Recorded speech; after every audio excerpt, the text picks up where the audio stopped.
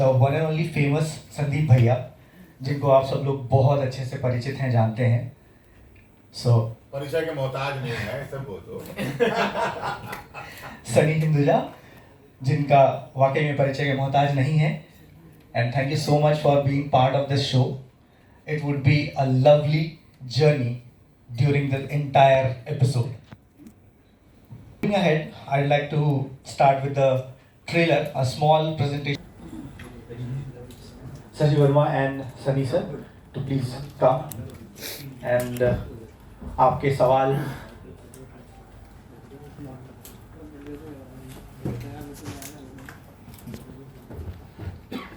Show से related जो भी चीज़ें आपको जाननी है, पूछनी है, स्पेशली सनी सर कुछ बताना चाहेंगे वो बताएंगे. आप तमाम मीडिया कर्मियों का आपकी बहुत कम समय में आए. भारत स्टार्टअप यात्रा उन सपनों को सच करने की यात्रा है जो गांव कस्बे में दूर बैठा कोई व्यक्ति सोचता है, देखता है कि मैं कभी इस तरह का उद्यम कर पाऊंगा या नहीं. लेकिन कुछ लोग हैं जो अपने इन सपनों को अपने हौसले और अपनी मेहनत से सच कर लेते हैं और आज 5 रुपए से सफर शुरू करके 5 करोड़ तक पहुंच जाते हैं. तो इस प्रोग्राम को बनाने का आइडिया ये था कि हम उनकी कहानी कहें जो सब कुछ छोड़ करके अपने सपने को सच करने के लिए अपने शहर को ही चुना और न बल्कि कामयाब हुए.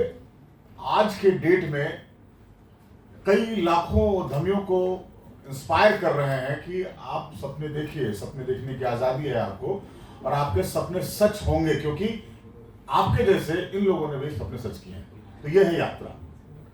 और बाकी जब वेब पे आएगा तो आप लोग ज़रूर देखिएगा इसको. और कम से कम जिस दौर में जिस तरह का कंटेंट हम लोग देखना चाह रहे हैं या देख पा रहे हैं उसमें इस तरह के कंटेंट को देखना आपके लिए वाकई मतलब लोगों के लिए तो होगा ही. आप लोग भी उन्हीं लोगों में से आते हैं, आप भी मोटिवेट होंगे. आप लोगों को भी लगेगा कि अरे ये कर सकते हैं तो क्यों नहीं, क्योंकि कई कहानियां तो इतनी मार्मिक है कि मतलब आप सुनकर देख कर के ही आप इमोशनल हो जाएंगे.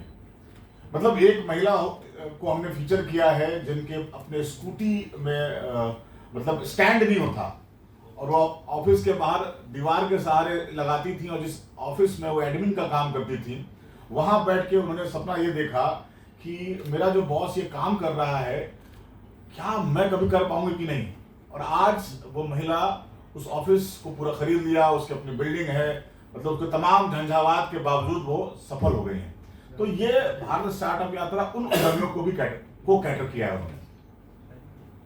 और सनी हमारे साथ हैं क्योंकि सनी का इतिहास अगर आप देखें, सनी जिस तरह के उम्दा कलाकार हैं जिनकी तारीफ शब्दों में कर पाना थोड़ा मुश्किल होगा. मैं कुछ उन बातों से कहूंगा कि जितने भी अभिनेता हैं या जो भी हम छोटे शहरों से आते हैं और यहाँ मुंबई में बड़े होते हैं वो भी अपने आप में एक स्टार्टअप है ना.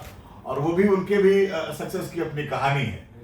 तो कहीं ना कहीं सनी इन बातों के, इन विचारों के ब्रांड एम्बेसडर हो सकते हैं क्योंकि इनकी भी जर्नी कुछ ऐसी ही रही है. और इन्होंने जिस तरह का किरदार किया है वो मुझे लगता है कि कितने लोगों को इंस्पायर करता है. इनके पास आज ही मैसेज आते हैं कि मैं कल मेरा इंटरव्यू है, मैं क्या करूं. गलत तो नहीं कह रहा मैं. और सनी सोचिए मतलब एक आदमी अपने मतलब किरदार से कितना बड़ा हो गया है कि लोग उसको उस तरह से मान रहे हैं. तो सनी इस पूरे सीरीज के सूत्रधार हैं. हम इनके पॉइंट ऑफ व्यू से पूरी यात्रा कर रहे हैं. साथ में एक और एंकर हैं, रिचा नाम है उनका, वो भी सवाल जवाब कर रही हैं, साथ में ट्रेवल कर रही किया उन्होंने, तो वो भी हैं. लेकिन इस पूरे सीरीज की खूबसूरती ये है कि सनी हिंदुजा हमारे साथ है. थैंक यू, धन्यवाद. ये तो मोहब्बत है शशि जी की, बाकी डिटेल तो बता चुके हैं और आप लोग का प्यार है. आपके कोई सवाल हो तो बताइए. मेरा सवाल शशि सर से ही सर, क्योंकि आपका विजन है इसके लिए आपसे जानना चाहूँगा. जैसे आपने कहा कि छोटे छोटे शहरों में आप लोग गए और बहुत सारे जो नए स्टार्टअप्स हैं उनसे मिले. थोड़ा सा हमें और बताइए इसके बारे में कि क्या क्या रिसर्च करनी पड़ी. आई एम श्योर बहुत सारी रिसर्च लगी होगी इसके पीछे, उसके बारे में कुछ बताइए. और भारत स्टार्टअप यात्रा क्या है उसके बारे में भी अगर थोड़ा सा शेयर करें हमारी ऑडियंस के साथ में. जैसे कि मैंने पहले ही कहा था कि जो प्रोडक्शन हाउस है अक्टूबर स्काई, वो उस संस्था में ये मानना था कि कहानियाँ तो सब कह रहे हैं और अपने अपने तरीके से कह रहे हैं, क्यों ना हम ऐसी कहानियाँ कहें जिससे, क्योंकि वो मतलब ऐसी कहानियाँ कही जाए जिससे लोग इंस्पायर हो सके।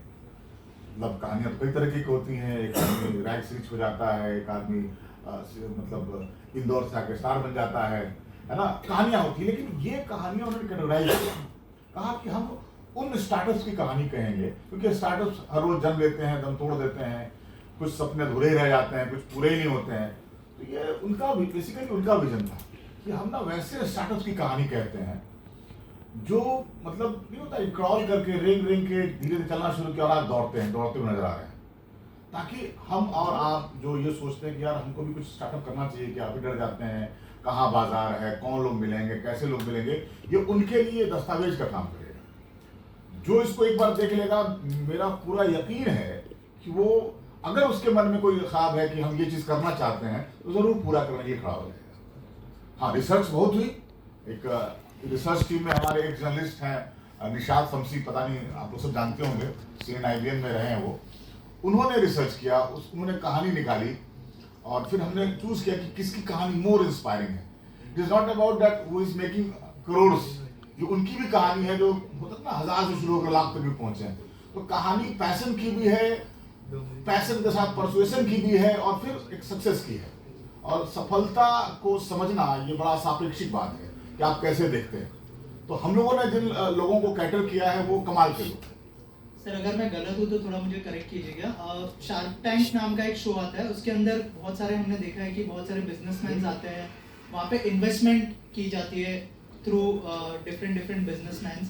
इससे कितना अलग होगा, कितना डिफरेंट होगा, उसके बारे में कुछ बताइए, क्योंकि कई हद तक मैं कनेक्ट कर पा रहा हूँ उस शो से। अगर उस बारे में नहीं, शार्क टैंक में तो ये है कि आप आइडियाज लेके जाते हैं, आपने कुछ उद्यम शुरू किया हुआ है, आपने आइडियाज लेकर गए और आप जाकर वहाँ से फंडिंग की बात करते हैं कि साहब मैं ये बना रहा हूँ, ये है, और आप सामने वाले बताते हैं कि साहब मैं आपको 5 रुपये दूंगा और 5% स्टेक ले लूंगा। ये वो नहीं है। ये हो सकता है कि ये प्रोग्राम देखने के बाद, ये यात्रा में हमने जिन उद्यमियों को कैटर किया है उनको ये मतलब ये सीरीज देखकर शायद उनको फंडिंग मिलनी शुरू हो जाए। शायद कोई ऐसा खड़ा हो जाए कि यार ये तो कमाल का चीज कर रहे हैं, इस पर मैं भी आके इन्वेस्ट करूँ। तो ये बात है। मैं एक चीज़ ऐड करता हूँ यहाँ, ये जो शो है जैसे कि आपने शार्क टैंक कहा, उसमें इन्वेस्टमेंट फंडिंग के थ्रू होती है। यहाँ आपका इन्वेस्टमेंट आपका सपना है।